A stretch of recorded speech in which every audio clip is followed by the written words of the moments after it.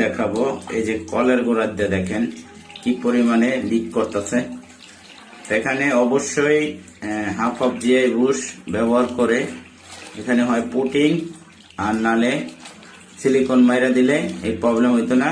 এখন এই যে দেখেন টাইলসের ফাঁক দিয়ে পানি যে ভিতরে রুমের ওয়াল ড্যাম হয়ে যাইতেছে, তা আমি এখন এই কাজটি সমাধান করে দিব। আর অবশ্যই যারা প্লাস্টিকের কল ব্যবহার করবেন আপনারা জিআই হাফ বুশ ব্যবহার করবেন। তাই আমি আপনাদের দেখাচ্ছি যে এই বুশটা দিলে কে উপকার হবে এই জিনিসটা আপনাদের দেখাবো।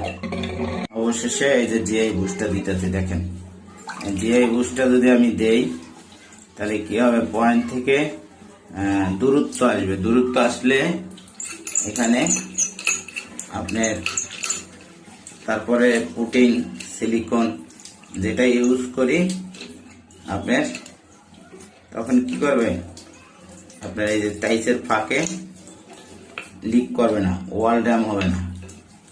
আমরা এখন হাফ জিআই বুশটা লাগাই নিচ্ছি। অবশেষে বুশটা লাগাইলাম।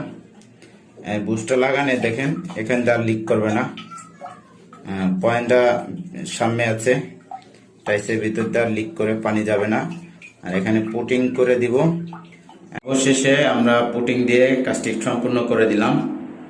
তো অবশ্যই পুটিং নালে সিলিকন দিবেন, আর এখানটা লিক করবে না, ওয়ালও ড্যাম হবে না।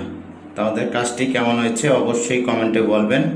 আর নতুন নতুন ভিডিও পেতে চাইলে লাইক কমেন্ট দিয়ে পাশে থাকবেন।